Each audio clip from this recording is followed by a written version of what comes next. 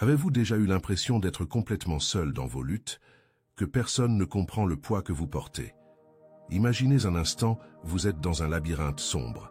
Chaque pas est incertain. Chaque choix semble avoir d'énormes conséquences. L'anxiété serre votre poitrine comme un garrot et la peur vous murmure que vous échouerez.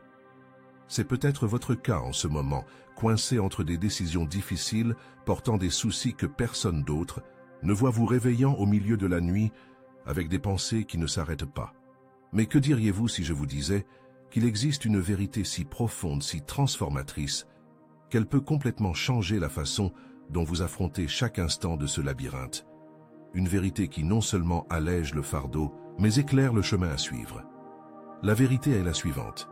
Le Créateur de l'univers, le même qui a placé les étoiles à leur place et connaît chacune d'elles par son nom, est absolument attentif à chaque détail de votre vie, non pas comme un observateur distant, mais comme un père aimant qui se soucie profondément de vous.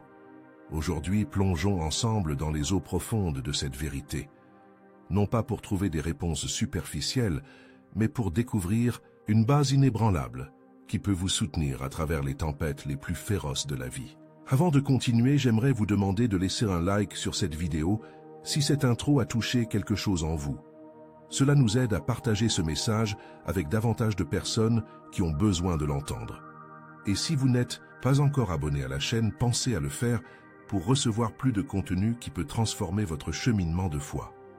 Commençons par une vérité fondamentale qui change tout. Dieu prend soin de chaque détail de votre vie. Ce n'est pas une jolie phrase à mettre dans un cadre sur le mur. C'est une réalité vivante qui, lorsqu'elle est véritablement comprise et adoptée, transforme radicalement notre expérience quotidienne. Pensez-y, combien de fois avez-vous été confronté à des décisions qui semblaient impossibles, ce moment où vous devez choisir entre deux chemins, et tous deux semblent avoir d'énormes conséquences. Il peut s'agir d'un choix de carrière, d'une relation, d'un déménagement dans une nouvelle ville, ou même de la manière de gérer un problème de santé. Maria était une jeune professionnelle qui travaillait dans une entreprise depuis 5 ans. Elle a reçu 2 offres simultanément, une promotion dans son entreprise actuelle et une offre de travailler dans une autre ville avec un salaire nettement plus élevé.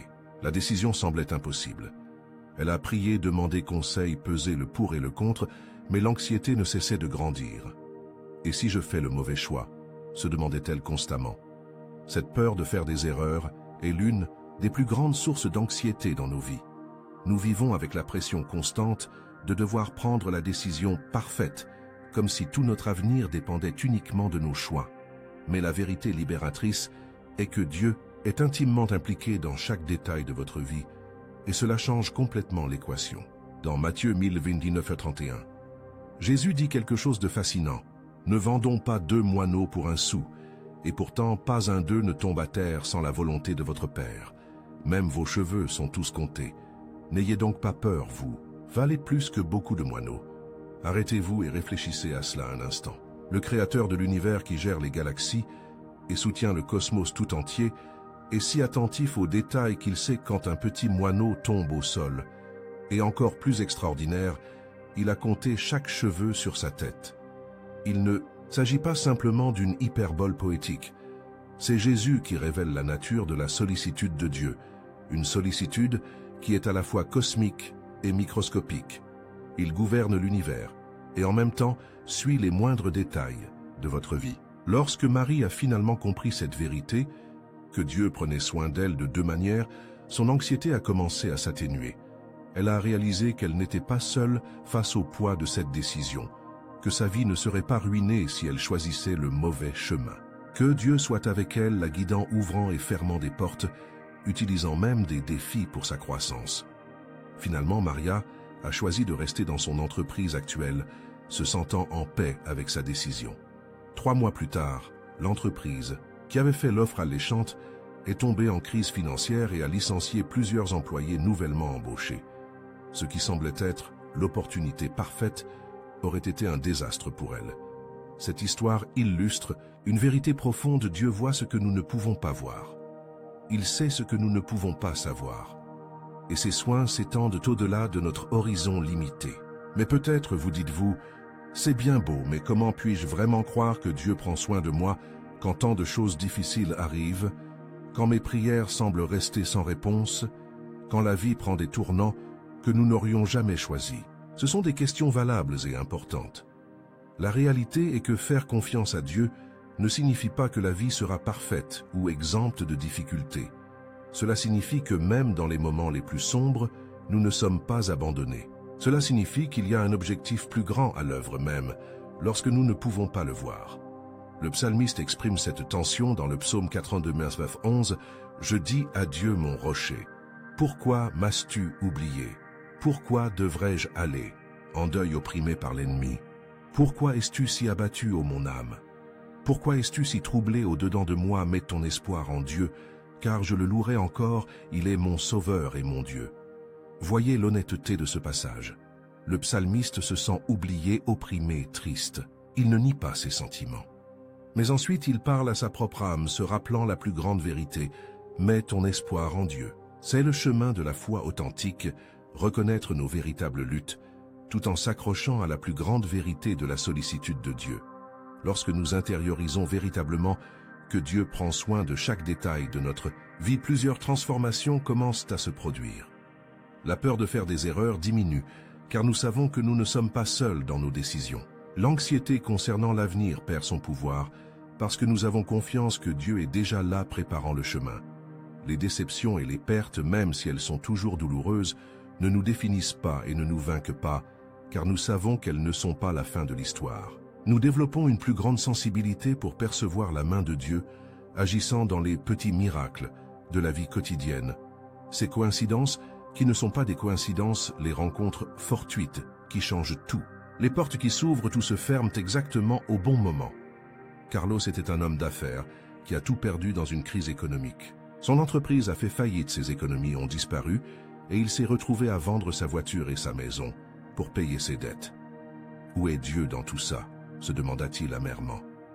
Il semblait impossible de voir la sollicitude divine dans cette situation dévastatrice. N'ayant aucune autre option, Carlos a dû vivre temporairement avec son frère dans une autre ville. À contre-cœur et toujours blessé par Dieu, il a commencé à fréquenter l'église locale juste pour faire plaisir à son frère. C'est là qu'il rencontre Anna, une veuve, qui coordonne un projet social à la périphérie de la ville. Quelque chose dans ce travail a profondément touché Carlos. Il a commencé à utiliser ses compétences commerciales pour aider le projet à se développer, obtenir des parrainages et organiser l'administration. 2 ans plus tard, ce qui n'était autrefois qu'un petit projet local est devenu une ONG respectée qui a un impact sur des centaines de familles. Quand j'ai tout perdu, j'ai pensé que Dieu m'avait abandonné, a partagé Carlos des années plus tard.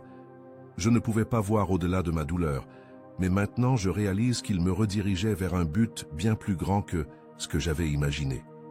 L'échec de mon entreprise a marqué la naissance de quelque chose de bien plus important.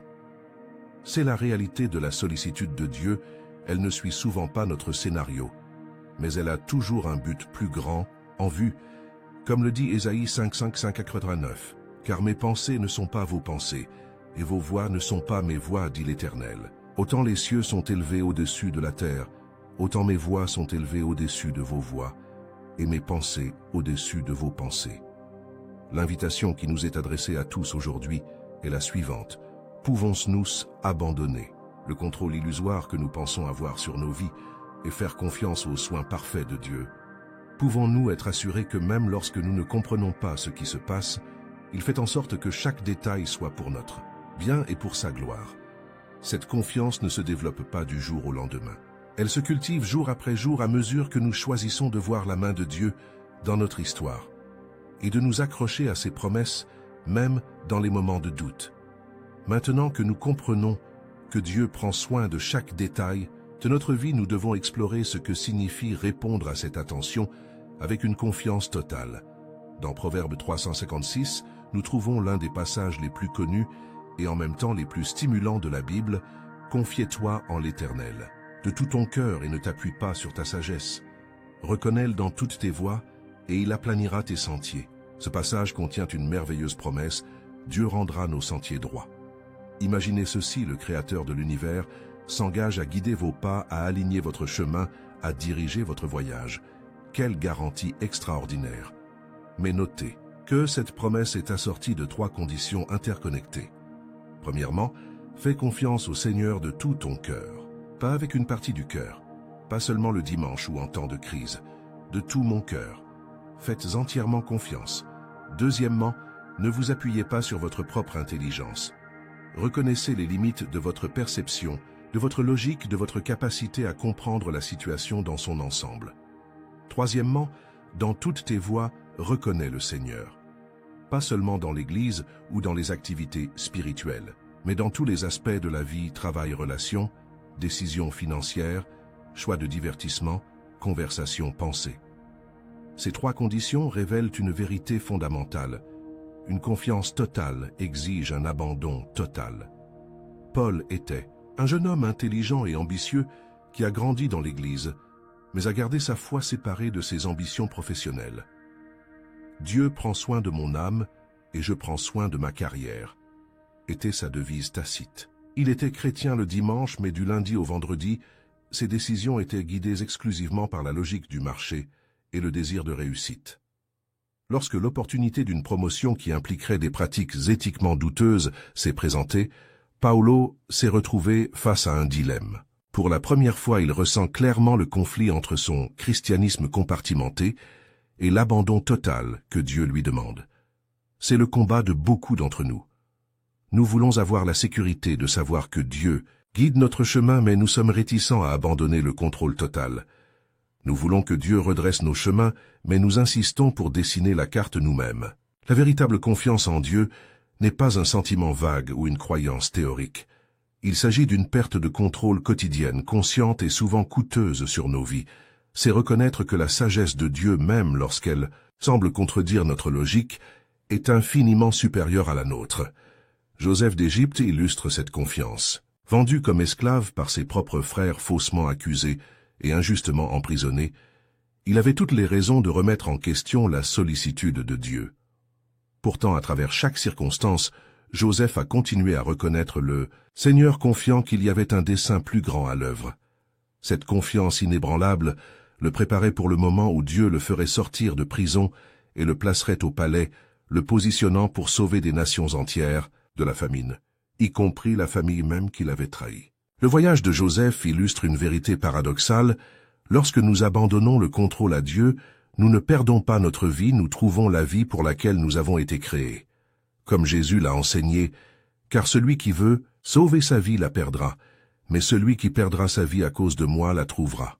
Matthieu 6:25. Cet abandon complet se manifeste de plusieurs manières concrètes dans nos vies, lorsque nous recherchons la volonté de Dieu par la prière et les Écritures, avant de prendre des décisions importantes plutôt que de décider d'abord et de demander l'approbation de Dieu plus tard. Lorsque nous sommes prêts à suivre la direction de Dieu, même si elle va à l'encontre de la sagesse conventionnelle ou de nos préférences personnelles. Lorsque nous reconnaissons Dieu non seulement dans les grands moments de la vie, mais dans les détails du quotidien, en voyant chaque interaction, chaque tâche, chaque pensée comme une opportunité de vivre pour sa gloire. Lorsque nous répondons aux difficultés non pas avec amertume ou désespoir, mais avec une confiance résiliente, que Dieu travaille même à travers les défis. Après beaucoup de réflexions et de prières, Paul a refusé la promotion qui compromettrait son intégrité. Ce fut une décision difficile, et pendant un certain temps il semblait que sa carrière avait déraillé. Ses collègues ne comprenaient pas pourquoi il refusait une telle opportunité. Mais Paul avait décidé que faire confiance à Dieu n'était plus une abstraction, c'était un choix concret de reconnaître le Seigneur dans toutes ses voies. 6 mois plus tard, le projet douteux a été découvert et plusieurs dirigeants ont été licenciés. L'intégrité de Paul s'est démarquée et il a finalement été promu à un poste encore meilleur que celui qu'il avait refusé. Mais, plus important encore, fut la transformation intérieure qu'il vécut lorsqu'il apprit ce que signifie faire entièrement confiance. « J'ai réalisé que je n'offrais à Dieu que les restes de ma vie », a partagé Paolo. « Je voulais bénéficier de ses conseils, sans avoir à payer le prix d'un discipulat. Mais lorsque j'ai finalement tout abandonné, ma carrière, mes rêves, mon avenir, j'ai découvert une paix et une sécurité que je n'avais jamais connues auparavant.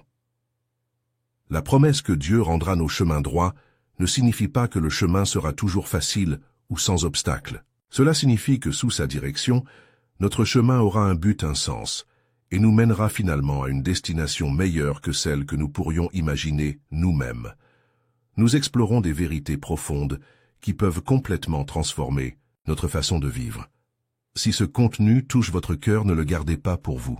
Cliquez sur « J'aime » pour que plus de personnes puissent découvrir ce message. Et si vous n'êtes pas encore abonné à la chaîne, faites-le maintenant, pour continuer à recevoir du contenu qui renforce votre foi et vous aide à vivre une vie chrétienne authentique et transformatrice. Maintenant que nous avons exploré comment faire pleinement confiance à Dieu, exige un abandon total. Découvrons l'un des outils les plus puissants que Dieu nous a donnés pour vivre cette confiance au quotidien, la prière. Dans Philippiens 467, l'apôtre Paul nous donne des conseils qui, s'ils sont appliqués, ont le pouvoir de transformer radicalement notre expérience de l'anxiété. Ne vous inquiétez de rien, mais en toute chose, faites connaître vos besoins à Dieu par des prières et des supplications avec des actions de grâce. Et la paix de Dieu qui surpasse toute intelligence gardera vos cœurs et vos pensées en Jésus-Christ. Il ne s'agit pas seulement d'un conseil pieux, mais d'une prescription divine pour faire face à l'une des plus grandes épidémies de notre époque, l'anxiété chronique. Les recherches montrent que les troubles anxieux touchent des millions de personnes dans le monde. Et même parmi les chrétiens, l'inquiétude constante est devenue un compagnon familier. Anna était l'une de ces personnes. Mère de 3 jeunes, enfant professeur d'université et épouse d'un pasteur, elle était fière de sa capacité à tout faire. Extérieurement, elle semblait être la chrétienne parfaite, toujours au service, toujours souriante. Mais intérieurement, elle était consumée par l'anxiété. Elle s'inquiétait de ses finances, de la santé de ses enfants, de ses performances professionnelles et du ministère de son mari. « J'ai prié, dit-elle, mais c'étaient des prières rapides et désespérées en courant. Dieu aide-moi à traverser tout ça, et puis ça a continué au même rythme effréné. Ce qu'Anne n'a pas compris, et ce que beaucoup d'entre nous ne comprennent pas, c'est que la prière que Paul décrit dans Philippiens 4 n'est pas seulement un appel à l'aide. Il s'agit d'un transfert complet de charge. Il s'agit de confier nos soucis à Dieu et de les y laisser en ayant confiance qu'il s'en occupera mieux que nous ne le pourrions. Remarquez comment Paul structure son instruction. Ne vous inquiétez de rien, mais en toute chose, faites connaître vos besoins à Dieu par des prières et des supplications avec des actions de grâce. Il y a ici un contraste clair. Ne vous inquiétez de rien, versus en toute chose, présentez vos demandes. Le remède contre l'anxiété ne consiste pas à essayer d'arrêter de s'inquiéter par la seule force de la volonté. Il s'agit de remplacer l'inquiétude par la prière, en apportant chaque pensée anxieuse, chaque scénario, et si, chaque fardeau à Dieu dans une prière spécifique et confiante. Et remarquez l'élément que nous négligeons souvent, avec action de grâce. La gratitude est un puissant antidote à l'anxiété, car elle déplace notre attention des incertitudes de l'avenir vers les preuves passées et présentes de la fidélité de Dieu. Quand Anna a finalement compris cela, elle a développé une nouvelle pratique. À chaque fois une pensée anxieuse m'envahissait, et si nous ne pouvions pas payer les factures ce mois-ci, et si mon enfant continue à avoir cette toux, et si je n'arrivais pas à terminer ce projet à temps, elle l'a immédiatement transformé en une prière spécifique. Et puis elle ajoutait quelque chose pour lequel elle était reconnaissante en rapport avec cette situation. « Seigneur, je m'inquiète pour nos finances. Je te confie ce souci et je te remercie, car jusqu'à aujourd'hui nous n'avons jamais manqué de ce dont nous avions besoin. Père, je suis inquiet pour la santé de mon fils. Je le remets entre tes mains et je te remercie de l'aimer encore plus que moi. Mon Dieu, ce projet me paraît impossible. Je te le confie et te remercie de m'avoir donné les compétences nécessaires et d'avoir toujours été fidèle à mon aide par le passé. » Petit à petit, Anne a commencé à expérimenter ce que Paul promet au verset 7, « Et la paix de Dieu qui surpasse toute intelligence gardera vos cœurs et vos pensées en Jésus-Christ. » Cette paix n'est pas seulement l'absence d'inquiétude, c'est une présence positive, une tranquillité surnaturelle qui défie la logique humaine. C'est une paix qui dépasse toute compréhension, car elle demeure même lorsque les circonstances suggèrent que nous devrions nous inquiéter. Et remarquez le langage militariste utilisé par Paul, cette paix gardera votre cœur et votre esprit. Le mot grec original phroureo était utilisé pour décrire une garnison militaire protégeant une ville. La paix de Dieu n'est ni fragile ni passagère, c'est une force protectrice robuste qui défend notre monde intérieur contre les assauts de l'anxiété. Cela ne veut pas dire qu'Anna ne s'en est plus jamais souciée, ou que nous ne nous en soucierons plus jamais. Cela signifie que nous avons une stratégie divine pour gérer l'inquiétude lorsqu'elle survient, la transformer en prière avec gratitude. Il est important de comprendre que cette pratique n'est pas une formule magique qui élimine instantanément tous les défis. Anna avait encore des factures à payer, des délais à respecter, des enfants à élever. Mais la façon dont elle a fait face à ces réalités a fondamentalement changé. Au lieu de porter le poids seule, elle a appris à le confier continuellement à Dieu. Cela est particulièrement pertinent dans notre monde actuel où l'anxiété semble être l'état par défaut pour de nombreuses personnes. Nous sommes bombardés de nouvelles effrayantes, de pressions sociales, d'incertitudes économiques et d'attentes irréalistes. L'anxiété est devenue tellement normale que de nombreux chrétiens l'acceptent comme inévitable. Mais la parole de Dieu offre une voie alternative, non pas un déni simpliste des vrais problèmes, mais un transfert délibéré de ces problèmes sur les épaules bien plus compétentes de notre Père céleste. Pierre l'exprime magnifiquement dans 1 Pierre 57. « Déchargez-vous sur lui de tous vos soucis, car lui-même prend soin de vous. » L'image ici est celle de quelqu'un qui jette un lourd fardeau sur quelqu'un d'autre, non seulement en demandant de l'aide pour le porter, mais en le transférant complètement. Et la raison pour laquelle nous pouvons faire cela est la même vérité avec laquelle nous avons commencé: Dieu prend soin de nous. Son amour n'est pas une abstraction théologique, c'est une réalité pratique qui nous permet de lui abandonner nos préoccupations. Marcos était un homme d'affaires qui perdait le sommeil à cause de son inquiétude pour son entreprise. Lors d'une grave crise économique, il était au bord de la faillite. Les dettes s'accumulaient, la clientèle diminuait, et il ne voyait aucune issue. Nuit après nuit, il se tournait et se retournait, repensant mentalement à toutes les catastrophes possibles. Un jour, son pasteur l'a mis au défi d'appliquer Philippiens 467, littéralement. Pendant une semaine, a-t-il dit, chaque fois que vous commencez à vous inquiéter pour votre entreprise, arrêtez-vous immédiatement et priez en confiant cette inquiétude à Dieu. Puis remerciez-le pour quelque chose, tout ce pourquoi vous pouvez être reconnaissant dans cette situation. Au début, Marcos trouvait l'exercice presque irritant. Il devait s'arrêter des dizaines de fois par jour pour prier parce que les pensées anxieuses étaient constantes. Cela nuit à ma productivité, il s'est plaint. Mais il a persisté par respect pour le pasteur. Vers le 3e jour, il remarqua quelque chose d'intéressant. Les prières devinrent plus longues et les intervalles entre elles plus longs. Le 5e jour, il a remarqué qu'il y avait des périodes de plusieurs heures où il ne ressentait pas d'anxiété. Non pas parce que sa situation avait changé, les problèmes de l'entreprise restèrent les mêmes, mais parce qu'il ressentait la paix qui dépasse toute intelligence. « Je n'ai pas pu dormir pendant des semaines », a raconté Marcos. Mais la 6e nuit de cette expérience, j'ai dormi profondément pour la première fois. Je me suis réveillé en réalisant que rien n'avait changé dans les circonstances, mais que tout avait changé en moi. Finalement, Marcos a réussi à restructurer son entreprise et à surmonter la crise. Mais il dit que la plus grande leçon n'a pas été celle des affaires, mais celle de la confiance en Dieu par la prière. J'ai appris que l'anxiété consiste essentiellement à porter aujourd'hui le poids de demain, un poids pour lequel nous ne sommes pas faits. La prière, c'est confier ce poids à celui qui peut réellement y remédier. La prière n'est pas seulement une pratique religieuse, c'est un exercice pratique de confiance. Chaque fois que nous choisissons de transformer une inquiétude, en prière nous déclarons « Père, je reconnais que tu es plus grand que ce problème.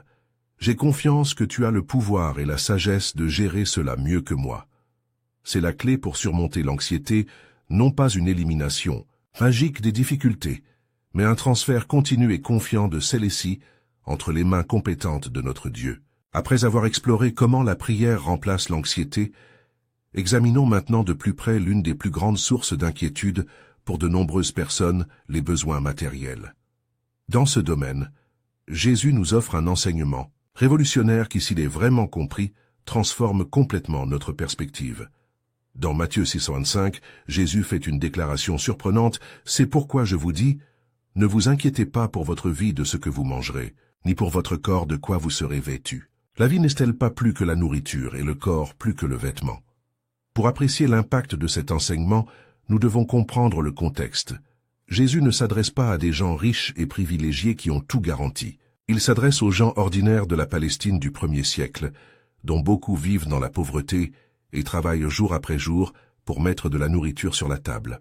Et à ces gens, Jésus dit « Ne vous inquiétez pas ». Cela semble presque insensible à première vue.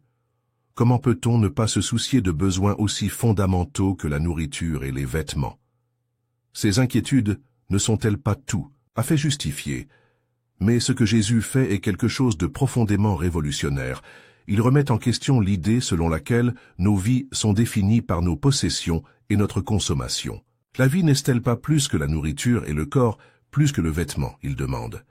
En d'autres termes, vous avez été créés pour quelque chose de bien plus grand que simplement consommer et accumuler. Votre identité et votre valeur ne sont pas déterminées par ce que vous possédez, mangez ou portez. Il existe une dimension plus profonde à l'existence humaine, une vie abondante qui transcende le matériel. Louisa était une jeune professionnelle qui avait construit son identité autour du succès matériel.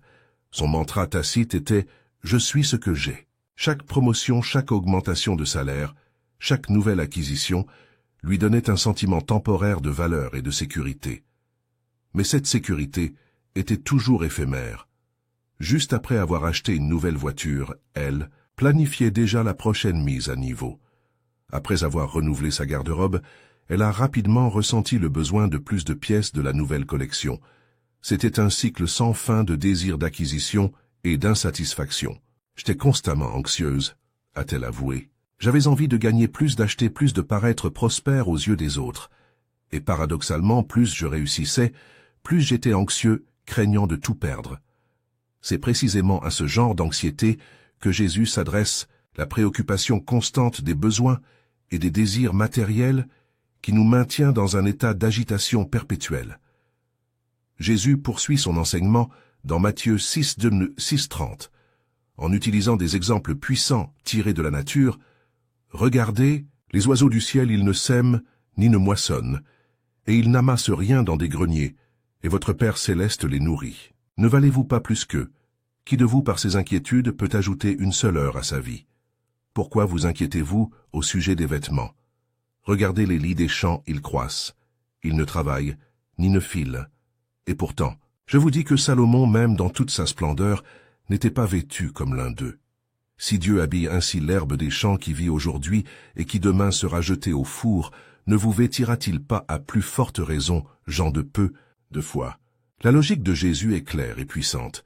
Si Dieu prend soin des oiseaux qui sont précieux, mais qui ne sont pas créés à son image, combien plus prendra-t-il soin de vous qui êtes créés à son image et à sa ressemblance? Votre préoccupation n'apporte rien d'utile. Vous ne pouvez pas ajouter ne serait-ce qu'une heure à votre vie grâce à l'anxiété. En fait, les recherches modernes montrent que le stress chronique associé à l'inquiétude peut même réduire notre espérance de vie.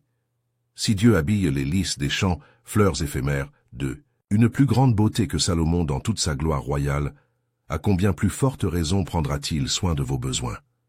La conclusion de Jésus dans Matthieu 16:133 résume la situation. Ne vous inquiétez donc pas, et ne dites pas « Que mangerons-nous » ou « Que boirons-nous » ou « Qu'est-ce qu'on va porter ?» Car toutes ces choses, les païens les recherchent, mais votre Père céleste sait que vous en avez besoin. Cherchez d'abord le royaume et la justice de Dieu, et toutes ces choses vous seront données par-dessus. Jésus ne suggère pas l'irresponsabilité ou la passivité. Il ne dit pas de ne pas travailler ou de ne pas faire de plans prudents. Ce qu'il enseigne est une révolution des priorités et de la confiance. Reconnaissez que Dieu sait ce dont nous avons besoin. Il n'est pas indifférent à nos besoins matériels.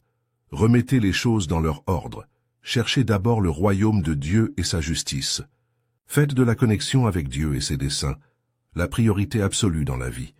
Ayez confiance que lorsque nous vivons avec ses conseils, toutes ces choses, les besoins que Dieu connaît déjà, seront satisfaits.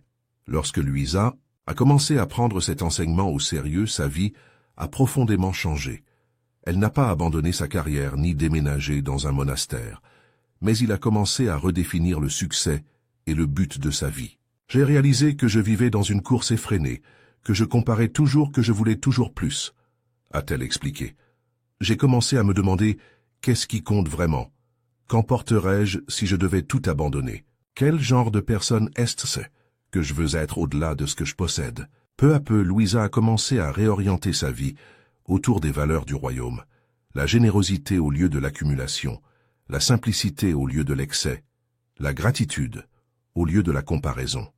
Elle travaillait toujours avec diligence et gérait bien ses finances, mais sa motivation avait changé.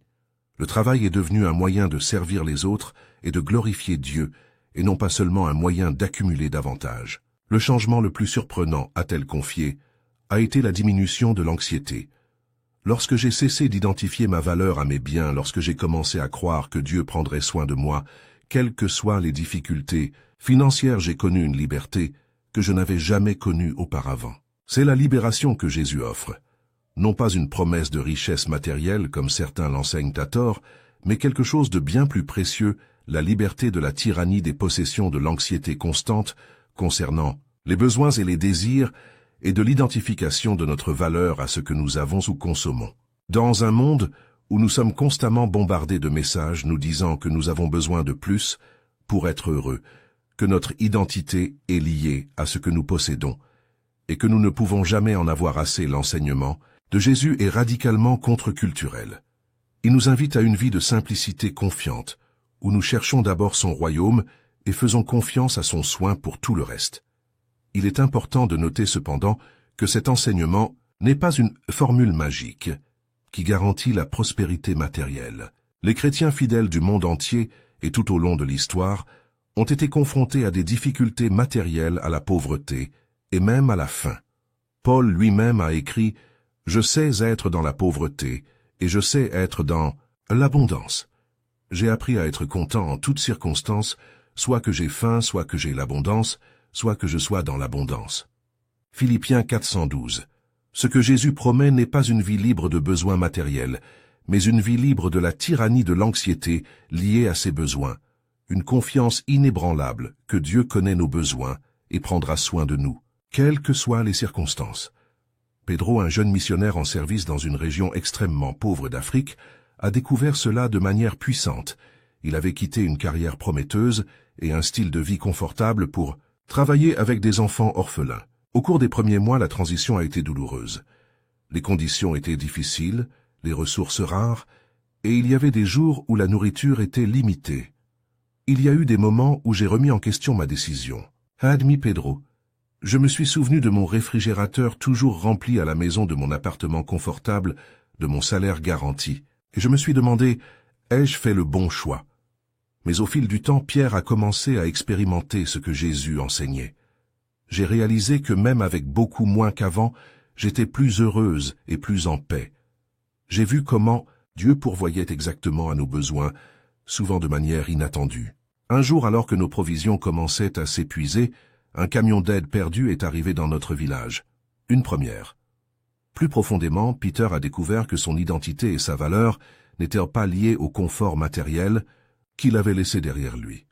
Avant, je pensais réussir grâce à mon salaire, mon titre et mon appartement. Maintenant, je comprends que la vraie réussite, c'est vivre la mission pour laquelle j'ai été créé, faire une différence dans la vie de ses enfants, expérimenter la joie de faire confiance à Dieu au quotidien. C'est la transformation que Jésus désire pour chacun de nous, une libération de la tyrannie des choses matérielles vers la liberté de chercher d'abord le royaume de Dieu, confiant qu'il prendra soin de tout le reste. C'est un voyage qui nous permet de découvrir que nous sommes bien plus que des consommateurs ou des accumulateurs. Nous sommes des enfants bien-aimés de Dieu, créés dans un but qui transcende le matériel et qui durera pour l'éternité. Alors que nous poursuivons notre exploration de la confiance en Dieu, nous arrivons à un enseignement de Jésus qui révèle la nature active de la foi. Nous pensons souvent que faire confiance à Dieu est quelque chose de passif, simplement attendre qu'il agisse. Mais Jésus nous montre que la véritable confiance s'exprime par des actions concrètes et persistantes. Dans Matthieu 778, Jésus dit « Demandez et l'on vous donnera, cherchez et vous trouverez, frappez et l'on vous ouvrira. Car quiconque demande reçoit, celui qui cherche trouve, et l'on ouvrira à celui qui frappe. » Ce passage contient 3 commandements actifs: demander, chercher et frapper, chacun représentant un niveau croissant d'implication et de persévérance. Demander signifie exprimer nos désirs et nos besoins à Dieu dans la prière. C'est l'humble reconnaissance que nous avons besoin de l'aide divine, que nous ne sommes pas autosuffisants. La recherche suggère un niveau d'implication plus intense. Pas seulement la verbalisation d'une demande, mais la recherche active de la réponse, l'enquête, l'exploration. Frapper représente le niveau le plus persistant, continuer, à insister même lorsque la réponse ne vient pas immédiatement. Cette progression révèle une vérité fondamentale. La foi authentique n'est pas passive et participatif. Ce n'est pas fataliste. Ce qui sera, sera. Et proactif, je continuerai à chercher Dieu confiant en sa réponse. Ricardo était un homme qui luttait contre les dépendances depuis des années. Élevé dans un foyer chrétien, il connaissait les vérités bibliques, fréquentait l'Église et servait même dans des ministères. Mais secrètement, il luttait contre la pornographie, une bataille qui le laissait constamment vaincu et honteux. « J'ai prié pour être délivré », a-t-il avoué, mais je retombais dans le même schéma destructeur. Je priais le matin pour avoir de la force, mais le soir je succombais à la tentation. J'ai commencé à penser que Dieu s'en fichait peut-être, ou que j'étais irrécupérable. Le problème de Richard n'était pas que Dieu ne se souciait pas de lui, ou qu'il était au-delà de toute rédemption. Le problème était que son approche de la foi était principalement passive. Il demandait de l'aide, mais ne cherchait pas activement et ne frappait pas avec insistance. Un jour, profondément frustré, Ricardo relut Matthieu 778 et réalisa qu'il avait réduit sa foi au premier niveau demandé. « J'espérais une solution magique », réalisa-t-il. « Je voulais que Dieu supprime simplement ce désir, tandis que je restais passif dans le processus. » Motivé par cette nouvelle compréhension, Ricardo a décidé d'activer les 3 niveaux mentionnés par Jésus. Demande. Il a intensifié ses prières non seulement comme des demandes génériques d'aide, mais comme des conversations honnêtes, avec Dieu sur ses luttes, ses peurs et ses espoirs. Il a commencé à étudier activement ce que la Bible dit sur l'esprit, les pensées, la tentation et la victoire spirituelle. Il a lu des livres sur la dépendance sexuelle, a participé à des webinaires sur le sujet et a cherché à comprendre les déclencheurs psychologiques et spirituels derrière son comportement. B.T. a persisté face aux échecs, refusant d'abandonner.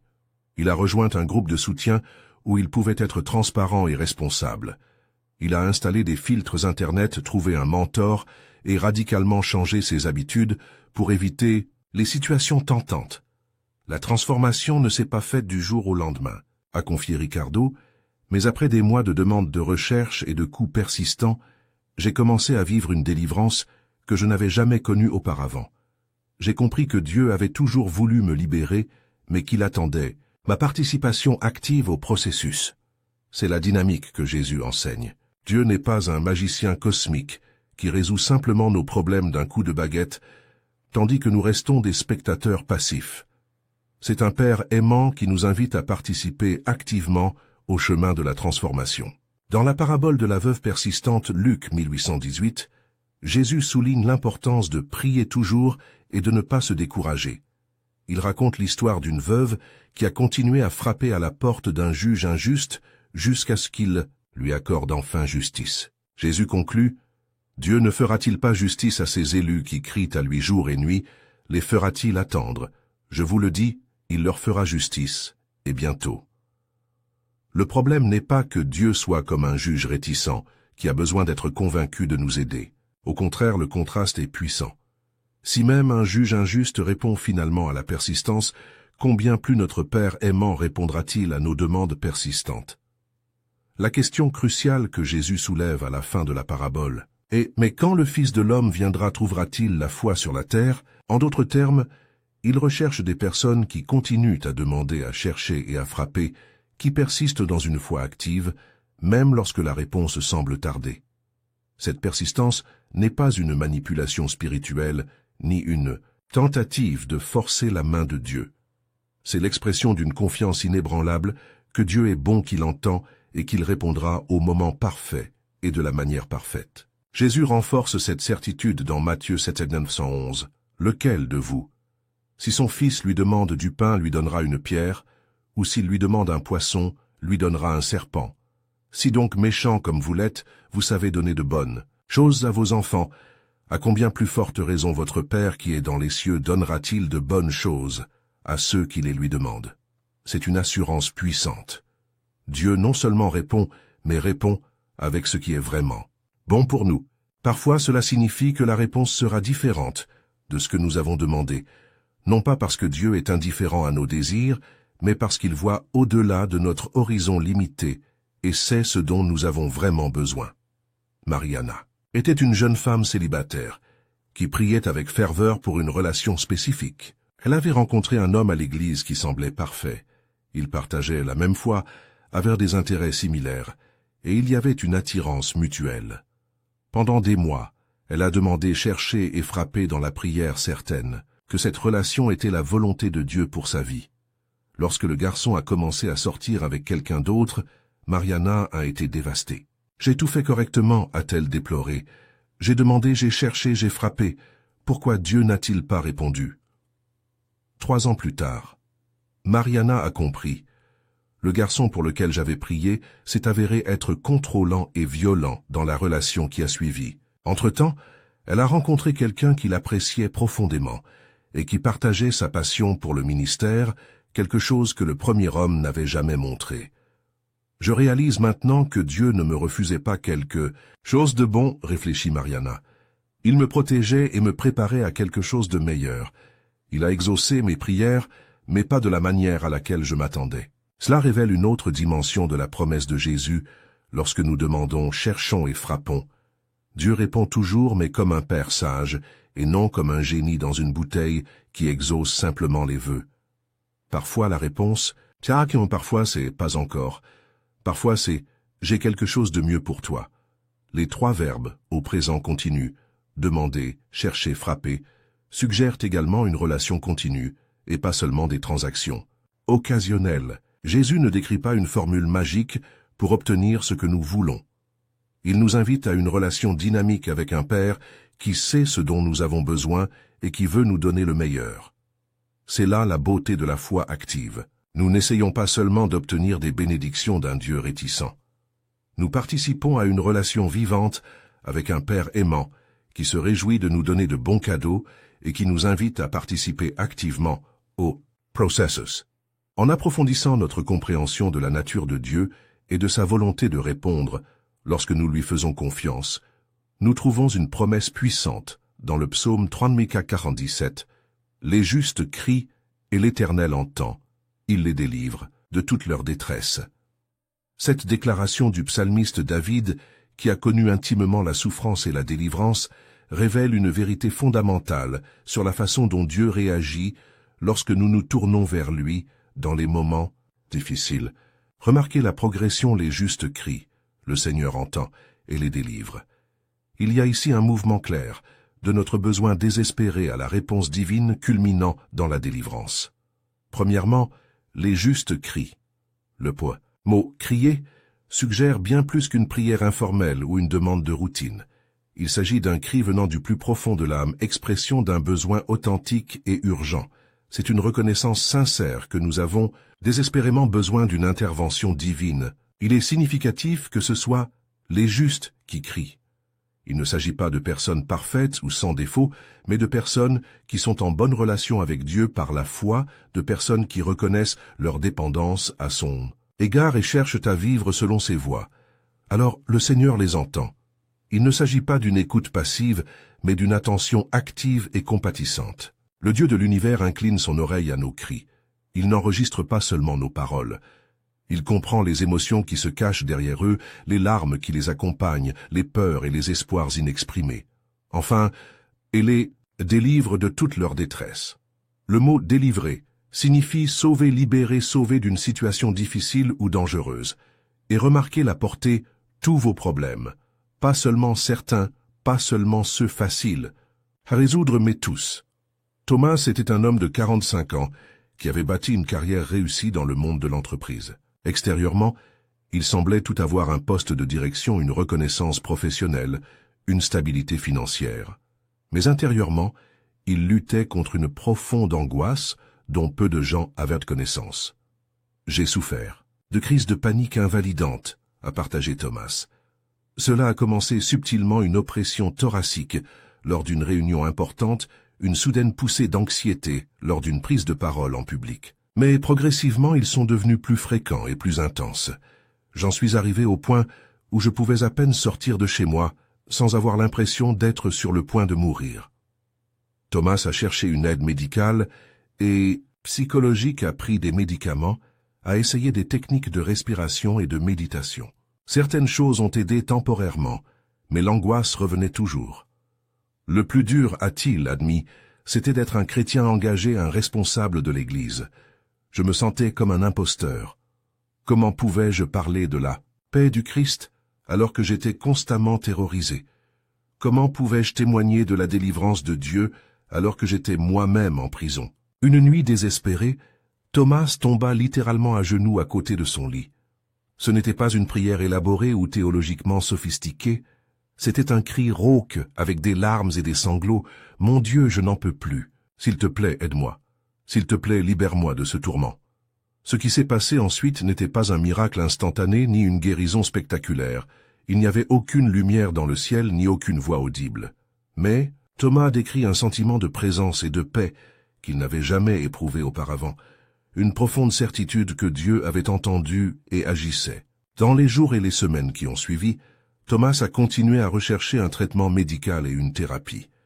Mais quelque chose avait fondamentalement changé dans son approche. Au lieu de considérer ses ressources comme des alternatives à l'intervention divine, il a commencé à les voir comme des outils que Dieu utilisait pour sa délivrance. J'ai commencé à réaliser que Dieu n'agit pas seulement par des miracles instantanés, explique Thomas. Parfois, il nous libère par le biais de processus, par l'intermédiaire de médecins, de conseillers, de médicaments, d'amis qui nous soutiennent et de petites victoires quotidiennes qui mènent progressivement à une guérison complète. Au cours d'une année, les crises de panique ont diminué en fréquence et en intensité jusqu'à ce qu'elles cessent complètement. Thomas prend soin de ne pas simplifier son expérience. Ce n'était pas un chemin facile ni rapide. Il y a eu des contretemps, des moments de doute, des jours où je me demandais si la délivrance viendrait un jour. Mais avec le recul, je vois clairement la main de Dieu à chaque étape du processus. L'expérience de Thomas illustre une vérité importante sur la façon dont Dieu répond souvent à nos cris. La délivrance ne vient pas toujours sous la forme d'une solution instantanée ou miraculeuse.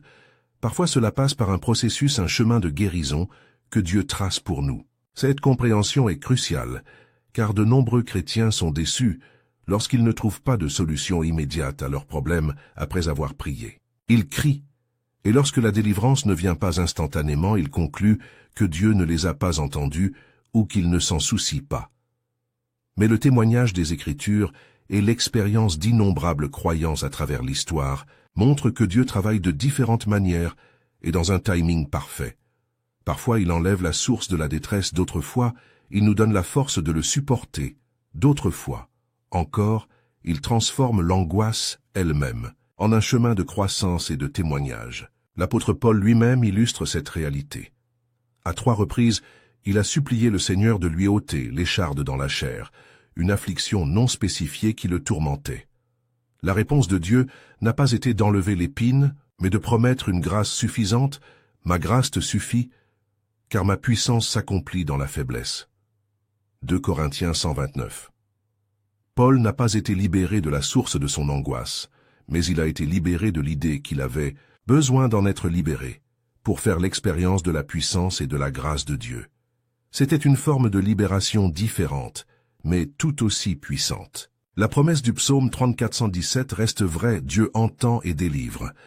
Mais nous devons élargir notre compréhension de ce que signifie libérer. Parfois cela signifie éliminer complètement le problème, d'autres fois cela signifie transformer notre relation avec le problème. Parfois cela signifie une force surnaturelle pour persévérer malgré le problème. L'histoire de Lucia illustre ce point. On lui a diagnostiqué une sclérose en plaques à l'âge de 32 ans. En tant que mère de 2 jeunes enfants et épouse d'un pasteur, la nouvelle a été dévastatrice. « J'ai crié à Dieu pour qu'il me guérisse », a-t-elle partagé. « J'ai prié, j'ai jeûné, on m'a imposé les mains, j'ai fait tout ce que je savais faire. » La guérison physique complète n'a pas eu lieu. Mais quelque chose d'aussi puissant s'est produit. « Dieu m'a libéré de la peur », explique Lucia. Cela m'a libéré de l'idée que ma vie était finie à cause de ce diagnostic. Cela m'a libéré de la comparaison constante avec d'autres personnes en bonne santé et m'a aidé à voir le but et la beauté qui subsistaient dans ma vie. Au fil des années, Lucia a vécu avec les défis de la sclérose en plaques. Il y a des bons jours et des mauvais jours, de réelles limites et des adaptations nécessaires. Mais elle témoigne: Dieu m'a entendu et m'a libéré non pas de la maladie elle-même, mais de l'angoisse qui l'accompagnait. Il a transformé ce qui aurait pu être une prison en un témoignage vivant de sa grâce suffisante. C'est une vérité qui change la vie. Dieu ne nous délivre pas seulement des circonstances qui causent de la détresse souvent. Il nous délivre de notre propre angoisse, même lorsque les circonstances persistent. Il guérit non seulement les corps, mais aussi les cœurs, non seulement des situations extérieures, mais aussi des blessures intérieures, des peurs paralysantes et des mensonges qui nous emprisonnent. Le psaume 34:18, qui suit immédiatement le verset que nous explorons, ajoute cette dimension: l'Éternel est près de ceux qui ont le cœur brisé, et il sauve ceux qui ont l'esprit dans l'abattement. Il s'agit d'un autre type de libération, non seulement des circonstances extérieures, mais aussi de la dévastation intérieure qui les accompagne souvent. Lorsque nous crions à Dieu avec sincérité, lorsque nous exprimons notre véritable besoin, notre véritable douleur, notre véritable désespoir, il nous entend vraiment. Et il délivre, parfois en changeant nos circonstances, parfois en nous changeant à l'intérieur d'elles, mais toujours en apportant sa présence rédemptrice dans notre angoisse. L'un des plus grands obstacles à la pleine confiance en Dieu est la peur. La peur a le pouvoir de paralyser, de déformer notre perception et de nous empêcher de vivre dans la liberté et la joie que Dieu a prévues pour nous.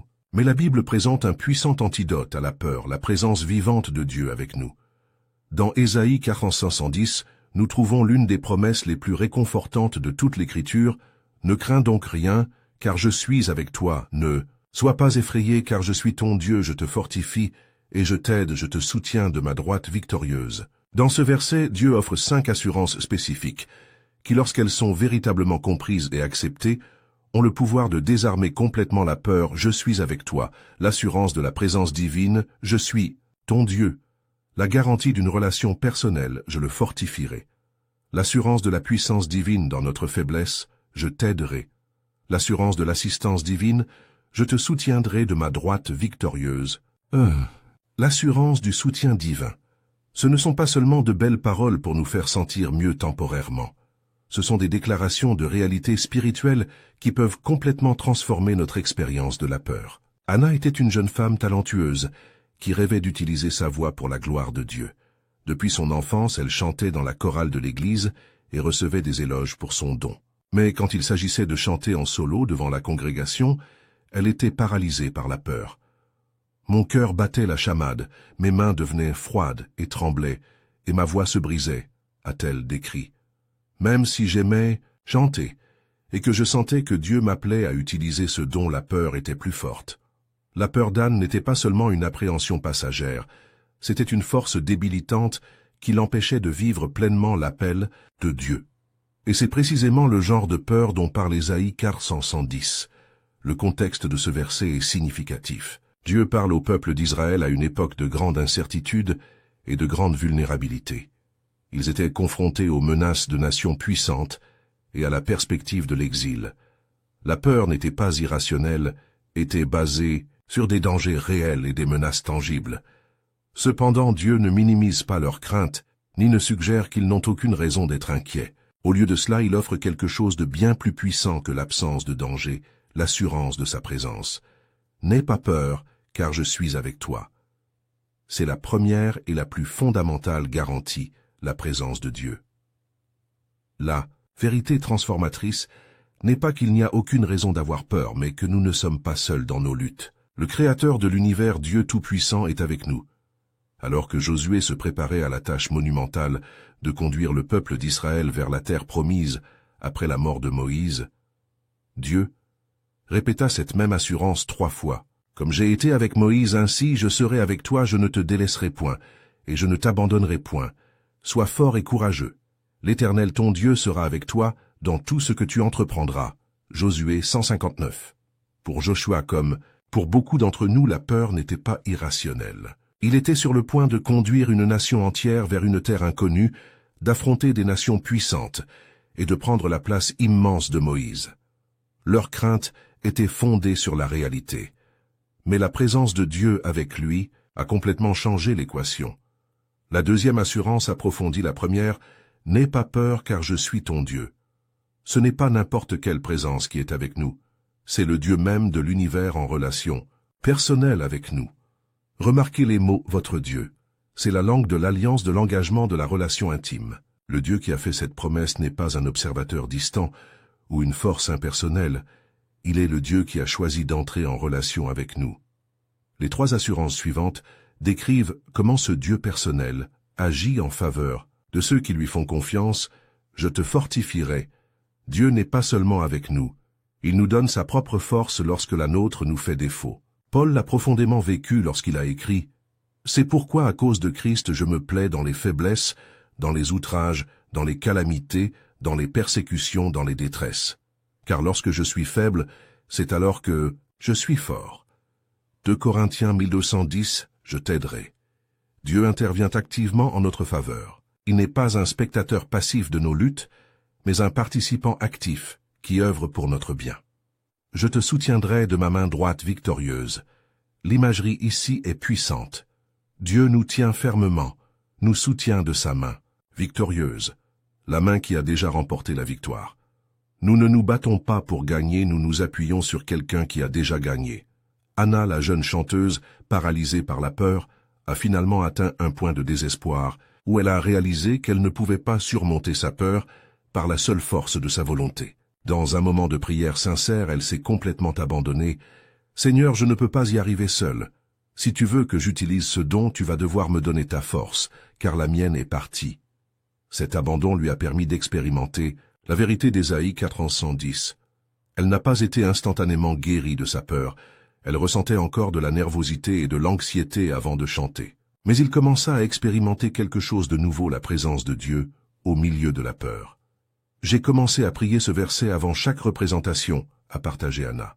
« Tu es avec moi, tu es mon Dieu, tu me fortifieras, tu m'aideras, tu me soutiendras. » Par moments je tremblais encore tellement que je pouvais à peine tenir le micro, mais j'ai commencé à ressentir une paix au milieu de la tempête, non pas parce que la peur avait disparu, mais parce que Dieu était avec moi au milieu de tout cela. Progressivement, performance après performance, Anna a expérimenté ce que beaucoup dans la Bible ont découvert.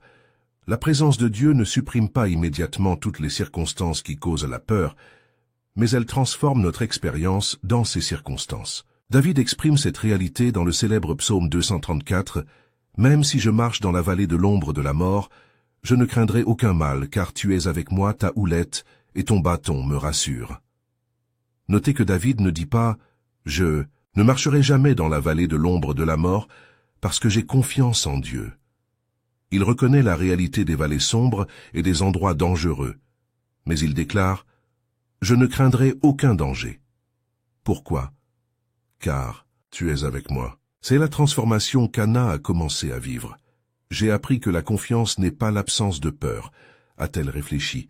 C'est la présence de Dieu au milieu de la peur. Et lorsque nous faisons l'expérience de sa présence, la peur perd son pouvoir sur nous.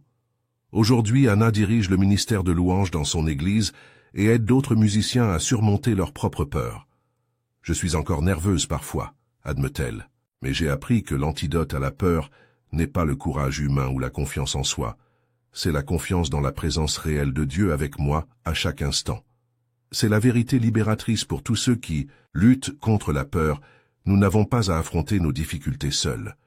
Le Dieu qui a promis d'être avec nous, de nous fortifier, de nous aider et de nous soutenir de sa main victorieuse, est présent à chaque instant de peur, d'anxiété et d'incertitude. Et lorsque nous nous accrochons à cette vérité, non seulement en tant que concept théologique, mais en tant que réalité vécue, la peur perd son pouvoir, non pas parce que les circonstances changent toujours, mais parce que nous rencontrons quelqu'un de plus grand que nos circonstances. C'est pourquoi le psalmiste pouvait déclarer avec assurance « L'Éternel est ma lumière, et mon salut, de qui aurais-je crainte? L'Éternel est le rocher de ma vie, de qui aurais-je peur ?» Psaume 271. Après avoir exploré comment la présence de Dieu surmonte la peur, nous nous tournons maintenant vers un autre aspect crucial de la confiance, confier entièrement notre chemin au Seigneur. Cette reddition n'est pas une reddition passive, mais un acte de foi active, qui reconnaît à la fois nos limites humaines et la sagesse et la puissance illimitée de Dieu. Le psaume 375 résume magnifiquement cette vérité.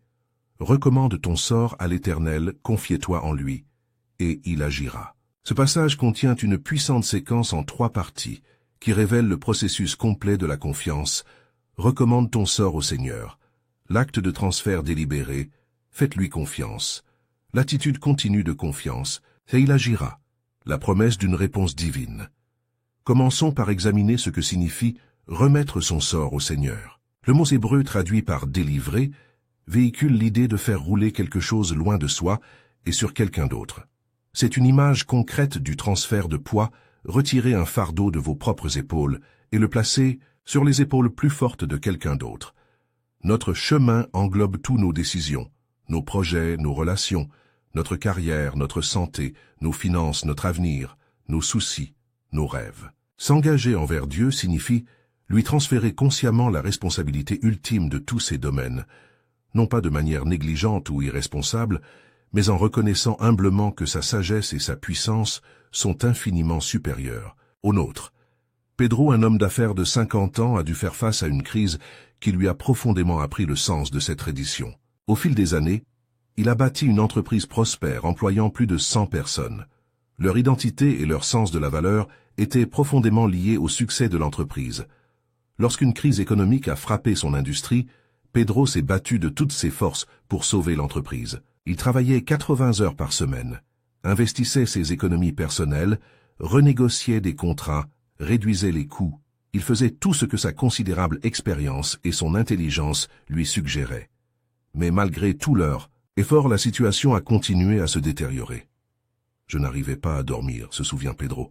Je passais des nuits entières à éplucher des feuilles de calcul, à essayer de trouver une solution qui m'avait échappé. La pression était écrasante non seulement pour mon avenir, mais aussi pour celui de tous mes employés et de leurs familles. C'est une expérience courante pour beaucoup d'entre nous. Lorsque nous sommes confrontés à des situations indépendantes de notre volonté, notre tendance naturelle est de travailler plus dur, de planifier davantage, de faire plus d'efforts, en croyant que si nous sommes suffisamment intelligents, suffisamment dévoués ou suffisamment déterminés, nous pouvons résoudre n'importe quel problème. Mais il y a des situations qui dépassent nos capacités, peu importe notre talent ou notre travail acharné. C'est dans ces moments-là que la sagesse du psaume 375 devient particulièrement précieuse. Après des mois de lutte épuisante, Pedro a atteint le bout de lui-même. Une nuit particulièrement sombre, seul dans son bureau vide, il fit enfin ce qu'il aurait dû faire depuis longtemps, il confia entièrement l'entreprise à Dieu. Ce n'était pas une belle prière, a-t-il avoué. C'était une capitulation brutale et désespérée. Mon Dieu, je n'en peux plus. J'ai tout essayé et rien n'a fonctionné. Cette affaire est à toi maintenant. Quoi qu'il arrive, je l'accepte. Je suis convaincu que tu sais ce qui est le mieux. La deuxième partie du verset, « Ayez confiance en lui », révèle que l'abandon n'est pas un événement ponctuel mais une posture continue. Nous ne confions pas notre chemin à Dieu dans un moment de désespoir pour le reprendre le lendemain matin, lorsque de nouvelles idées ou préoccupations surgissent. La confiance est une décision continue de rester dans une posture d'abandon, résistant à la tentation de reprendre le contrôle. Pour Pedro, c'était la partie la plus difficile. Dans les jours qui ont suivi sa prière de reddition, il a continué à ressentir des vagues d'anxiété et une forte tentation de retomber dans ses vieux schémas de contrôle obsessionnel. « J'ai dû réaffirmer ma décision plusieurs fois par jour », a-t-il partagé. « Seigneur, je te confie à nouveau la situation. J'ai confiance que tu as le contrôle. » Petit à petit, quelque chose a commencé à changer. Pas nécessairement dans la situation extérieure, mais dans la posture intérieure de Pedro. J'ai commencé à ressentir une paix qui n'avait pas de sens dans les circonstances, se souvient-il. Ce n'est pas que je ne me souciais plus de l'entreprise, ni des personnes impliquées.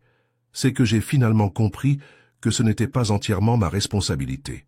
Je pouvais faire ma part, mais le résultat final était entre les mains de Dieu. Cette confiance libère.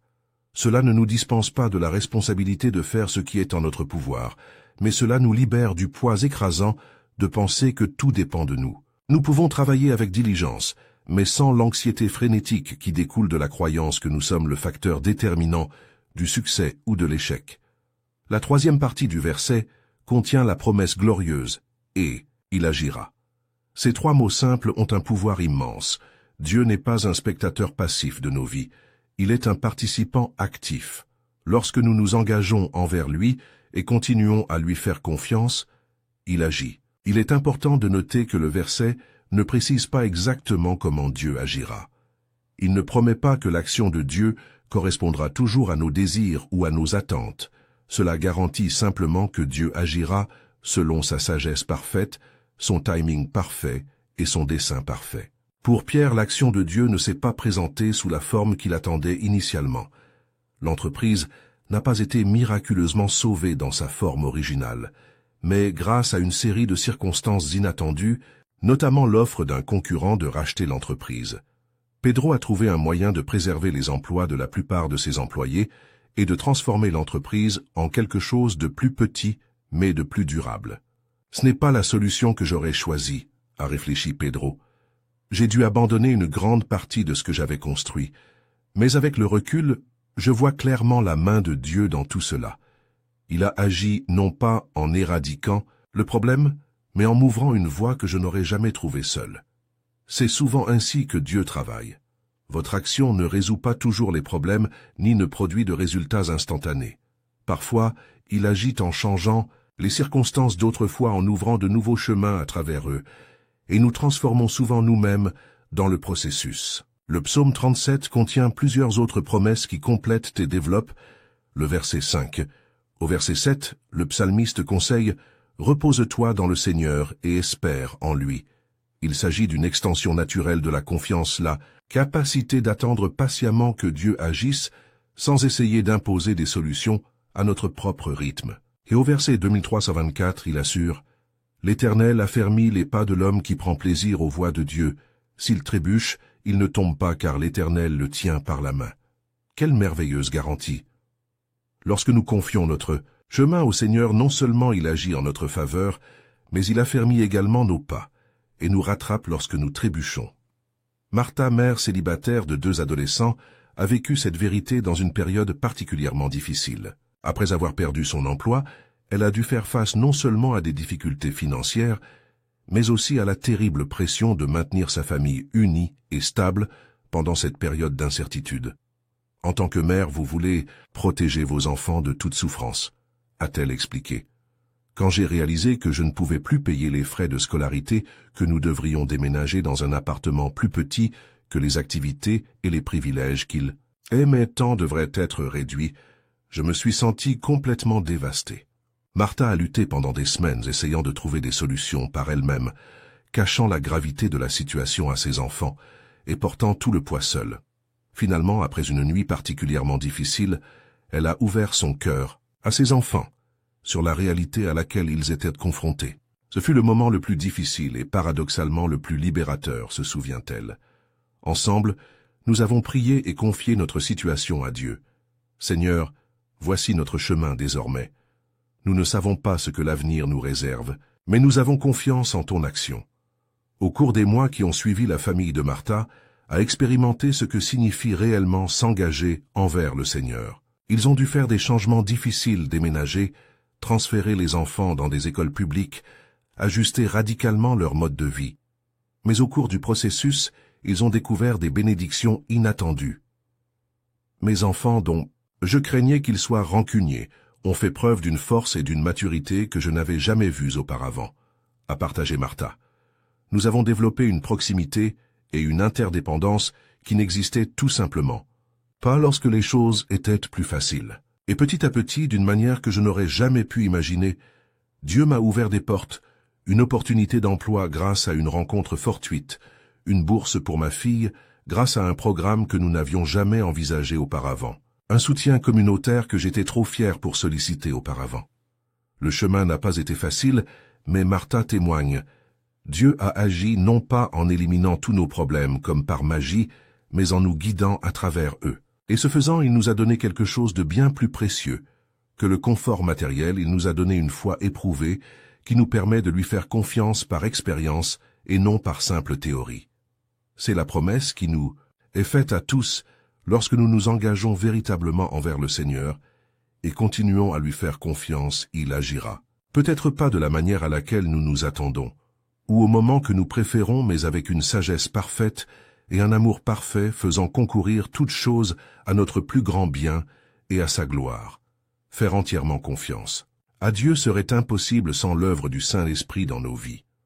Alors que nous poursuivons notre exploration de la confiance en Dieu dans chaque détail de la vie, nous arrivons à l'une des vérités les plus réconfortantes de la foi chrétienne. Le Saint-Esprit intercède pour nous en particulier dans nos moments de plus grande faiblesse. Romains 826 révèle cette vérité extraordinaire. De même aussi l'Esprit nous aide dans notre faiblesse. Nous ne savons pas prier comme il convient, mais l'Esprit lui-même intercède par des soupirs inexprimables. Ce passage contient plusieurs éléments qui méritent notre attention particulière. Premièrement, Paul reconnaît notre faiblesse. Le mot grec utilisé ici, astheneia, fait référence à la fragilité, à la faiblesse, à l'impuissance, un état d'incapacité et d'insuffisance.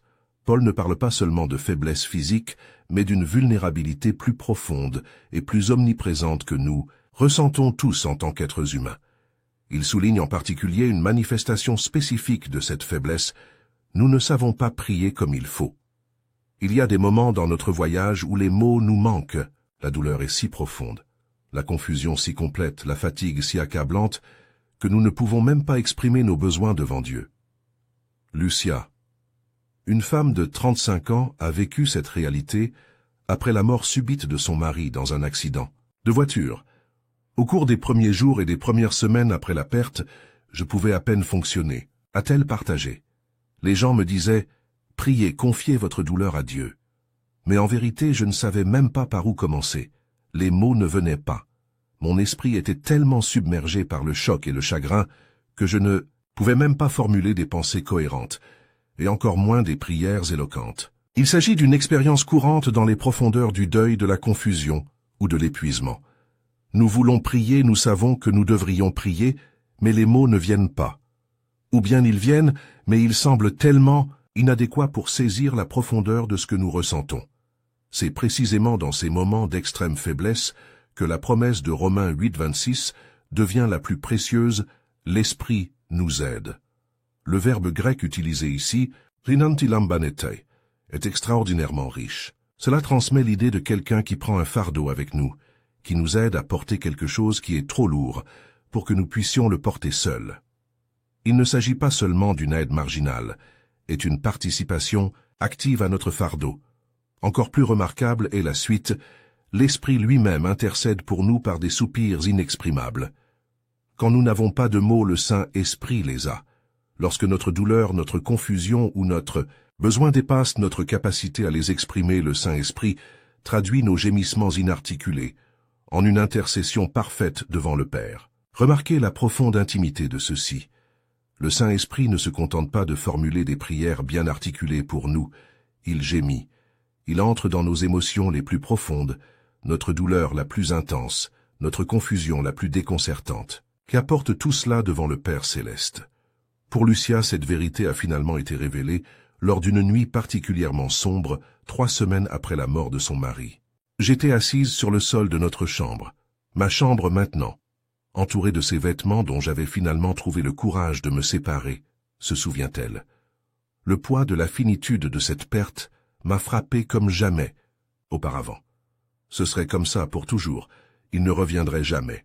Et je me suis effondré. Il n'y avait pas de mots, juste des sanglots et des gémissements qui venaient d'un endroit si profond que j'ignorais même son existence. C'est à ce moment-là, dans sa faiblesse absolue, que Lucie a fait l'expérience de la réalité de l'Esprit Saint intercédant pour elle. Je ne peux pas expliquer comment je le savais, mais je savais, aussi clairement que je sais quoi que ce soit, que je n'étais pas seul dans ma douleur, que mes gémissements étaient apportés à Dieu par celui qui comprenait parfaitement ce que je ne pouvais exprimer. Il n'y avait aucune voix audible ni manifestation physique. C'était une certitude intérieure, une paix qui apparaissait au milieu de la tempête, sans atténuer la réalité de la douleur, mais qui d'une certaine manière l'englobait. Le verset 27 de Romains 8 approfondit cette vérité, et celui qui sonde les cœurs connaît quelle est la pensée de l'Esprit, parce que c'est selon Dieu que l'Esprit intercède en faveur des saints. Deux précieuses garanties en découlent. Premièrement, Dieu connaît la pensée de l'Esprit. Il n'y a pas de mauvaise communication, pas de malentendu. Lorsque le Saint-Esprit intercède pour nous, le Père comprend parfaitement, même lorsque les gémissements vont au-delà des mots. Deuxièmement, l'Esprit intercède selon la volonté de Dieu. L'intercession de l'Esprit n'est pas aléatoire ou mal alignée, elle est en parfaite harmonie avec les desseins divins. Cette vérité offre un profond réconfort à quiconque s'est déjà senti incapable de prier, en particulier en temps de crise, lorsque les mots semblent totalement inadéquats pour exprimer la profondeur du besoin ou de la douleur. Daniel 1. Pasteur confronté à un profond épuisement professionnel, après des années de ministère intense, a trouvé du réconfort dans cette vérité lors d'une crise de foi. « J'ai toujours été doué pour la prière », a-t-il partagé. En tant que pasteur, on attendait de moi que je sache prier en toute situation. Mais lorsque j'ai atteint mon propre désert spirituel, lorsque les doutes ont pris le dessus sur les certitudes, lorsque l'épuisement émotionnel et spirituel m'a laissé vide, j'ai découvert que je n'avais plus de mots. Les prières qui coulaient, autrefois facilement, semblèrent désormais sèches et sans vie. L'intercession du Saint-Esprit devint la bouée de sauvetage de Daniel durant cette période. J'ai arrêté d'essayer de formuler des phrases parfaites, a-t-il expliqué.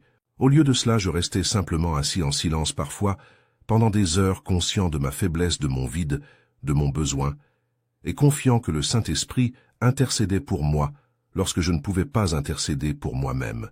Peu à peu, Daniel sortit du désert, non pas parce qu'il avait trouvé les mots justes pour prier, mais parce qu'il s'appuyait sur l'intercession de l'Esprit lorsque ses propres paroles lui manquaient. Il est important de noter que Romains 8:2-6-27 se trouve au milieu de l'un des chapitres les plus réconfortants de la Bible. Le chapitre commence par l'assurance qu'il n'y a aucune condamnation pour ceux qui sont en Jésus-Christ, et culmine avec la certitude que rien ne peut nous séparer de l'amour de Dieu, verset 38-39. Au cœur de ce chapitre, nous trouvons la promesse de l'intercession de l'Esprit, un puissant rappel que même dans nos plus profondes faiblesses, nous ne sommes jamais abandonnés ou oubliés. Cette vérité a des implications pratiques pour notre compréhension de la prière. De nombreux chrétiens portent le fardeau inutile selon lequel leurs prières doivent être éloquentes, théologiquement exactes et émotionnellement contrôlées pour être efficaces. Romains 8:1-2-627 démantèle complètement cette notion. Nos prières ne sont pas efficaces à cause de notre éloquence ou de nos connaissances théologiques, sont efficaces parce que le Saint-Esprit intercède à travers eux et parfois malgré eux. Cela signifie que même nos gémissements les plus inarticulés, nos soupirs les plus profonds, nos larmes silencieuses, tous sont traduits par l'Esprit en une intercession parfaite devant le Père. Clara, une jeune mère qui a dû faire face à de graves complications durant sa grossesse, a trouvé un immense réconfort dans cette vérité. Les médecins n'avaient pas de bonnes nouvelles, se souvient-elle. Le risque de perdre le bébé était élevé et ma santé était également en jeu. J'étais terrifié et dépassé. Des personnes bien intentionnées m'ont conseillé de prier avec foi, mais j'étais paralysé par la peur. Les seules prières que je pouvais formuler étaient « Seigneur, aide-moi, s'il te plaît, aide-moi ». C'est alors qu'un ami a partagé Romains 8:26 avec Clara. Elle m'a dit quelque chose qui a tout changé. Tu n'as pas besoin de trouver les mots justes.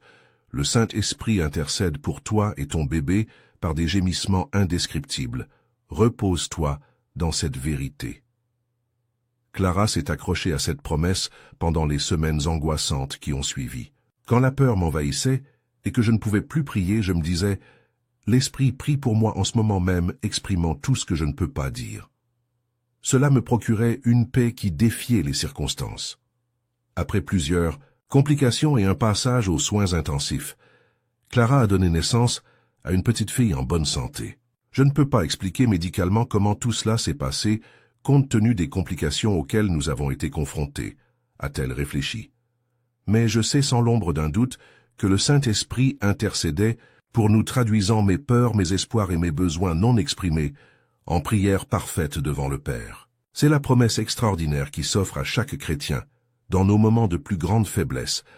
Lorsque les mots nous manquent et que nous ne savons même pas pourquoi prier, nous ne sommes pas seuls ni impuissant. L'Esprit de Dieu lui-même intercède pour nous, traduisant nos gémissements les plus profonds en prière parfaite, alignée sur la volonté divine.